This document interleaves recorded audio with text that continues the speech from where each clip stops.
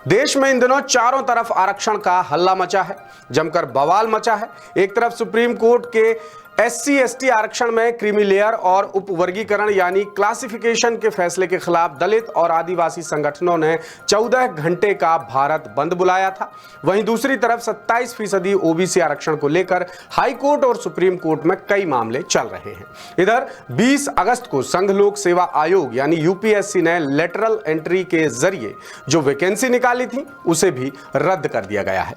इस पर भी मामला जमकर गरमाया हुआ है। विपक्ष लगातार इस भर्ती में आरक्षण नियमों के उल्लंघन का आरोप लगा रहा है। साथ ही एनडीए सरकार के सहयोगी दल भी मामले पर विपक्ष की तरह ही बातें कर रहे हैं।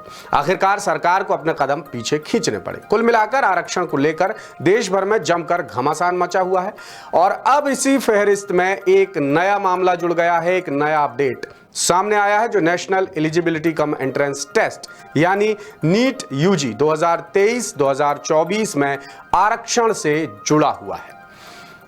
दरअसल सुप्रीम कोर्ट ने मध्य प्रदेश के छात्रों की याचिका पर सुनवाई करते हुए माना है कि नीट यूजी के एडमिशन में आरक्षण गलत ढंग से लागू हुआ है। सुप्रीम कोर्ट ने आदेश दिया है कि आरक्षित वर्ग के मेधावी विद्यार्थियों को अनारक्षित वर्ग में एडमिशन दिया जाए। पूरा मामला समझने के लिए देखिए जबलपुर से हमारे विशेष संवाददाता नील तिवारी की यह खास रिपोर्ट।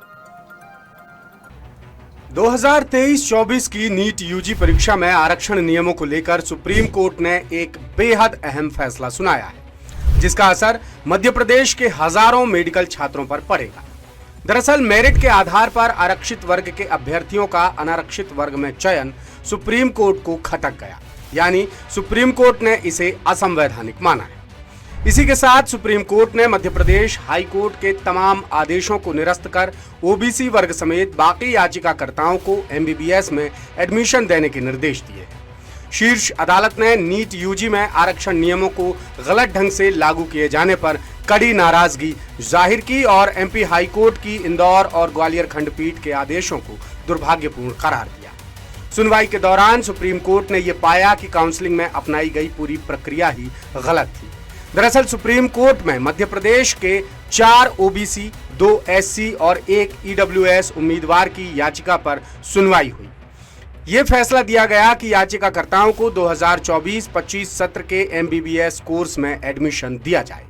ओबीसी वर्ग के 4 उम्मीदवार राम नरेश कुशवाहा, सचिन बघेल, तस्मिया खान और मुस्कान हिड़ाऊ, एससी वर्ग के 2 उम्मीदवार तपस्या कुटवारिया और दीपक जाटव और ईडब्ल्यूएस वर्ग के 1 उम्मीदवार विकास सिंह ने सुप्रीम कोर्ट में याचिका दायर की, जिसके बाद सुप्रीम कोर्ट ने अपने अहम फैसले में कहा कि ओबीसी, एससी और ईडब्ल्यूएस वर्ग के मेधावी छात्र सामान्य वर्ग की सीट पर एडमिशन पाने के हकदार हैं। आरक्षित वर्ग के उम्मीदवार मेरिट के आधार पर अनारक्षित यानी सामान्य वर्ग की सीटों पर दावा कर सकते हैं। सुप्रीम कोर्ट ने मध्य प्रदेश हाई कोर्ट के उस फैसले को भी रद्द कर दिया जिसमें आरक्षित वर्ग के मेधावी छात्रों को अनारक्षित वर्ग की सीटों पर मेरिट के आधार पर एडमिशन देने से इनकार किया गया था। पूरा मामला मध्य प्रदेश के मेडिकल कॉलेजों में एमबीबीएस में एडमिशन से जुड़ा हुआ है। हाई कोर्ट के फैसले के खिलाफ याचिकाकर्ता सुप्रीम कोर्ट पहुंचे थे, जिसकी सुनवाई करते हुए जस्टिस BR गवई और KV विश्वनाथन की बेंच ने पहले तो मध्य प्रदेश हाई कोर्ट के फैसले पर कड़ी आपत्ति जताई और बाद में बड़ा फैसला सुनाकर याचिकाकर्ताओं को बड़ी राहत।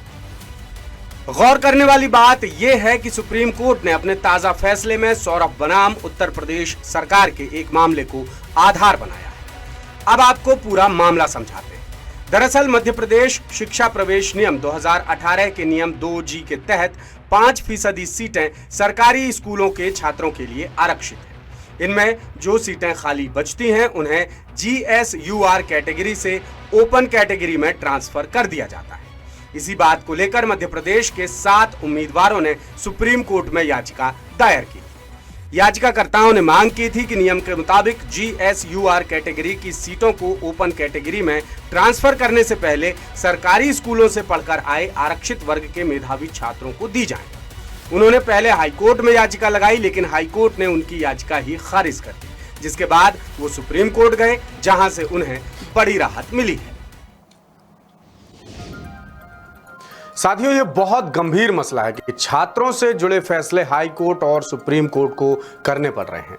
और छात्रों से जुड़ा एक और मसला अभी जो सामने आया, हमने जो आपको इस रिपोर्ट में बताया, उसमें भी सुप्रीम कोर्ट को दखल देना पड़ा, हस्तक्षेप करना पड़ा। यानी जो काम विधायिका कार्यपालिका को करना चाहिए वो काम न्यायपालिका को करना पड़ रहा है। लिहाजा इसी मुद्दे से जुड़ा हमारा आज का सवाल भी है कि क्या हाई कोर्ट या सुप्रीम कोर्ट के पास अब यही काम रह गया है कि वो छात्रों से जुड़े मसलों पर हस्तक्षेप करें? आपके विकल्प हैं हाँ, नहीं और कह नहीं सकते। इस सवाल का जवाब आप द सूत्र के तमाम डिजिटल मीडिया प्लेटफॉर्म्स पर जाकर दे सकते हैं। और एक दिन पहले हमने आपको खबर दिखाई थी कि मध्य प्रदेश में बीते 7 साल से छात्र संघ चुनाव नहीं हुए हैं, लेकिन यूनिवर्सिटीज और कॉलेजेस ने चुनाव के नाम पर बाकायदा छात्रों से इन 7 सालों में 28 करोड़ रुपए से ज्यादा की वसूली कर डाली है। इसी मुद्दे से जुड़ा हमने आपसे सवाल पूछा था कि क्या छात्र संघ चुनाव के नाम पर छात्रों से इस तरह वसूली करना जायज है? इसके जवाब में मात्र 2% लोगों ने हाँ कहा है। अब ये कौन 2% लोग हैं कह नहीं सकते, हमारे ही पाठक, दर्शक और शुभचिंतक हैं। 91% लोगों ने कहा नहीं और 7% लोग बोले कह नहीं सकते। लेटेस्ट, इन्वेस्टिगेटिव और इन डेप्थ खबरें देखने के लिए ज्वाइन कीजिए द सूत्र का व्हाट्सएप चैनल, सब्सक्राइब कीजिए यूट्यूब चैनल, लाइक कीजिए फेसबुक पेज और पढ़ते रहिए वेबसाइट www.daसूत्र.com।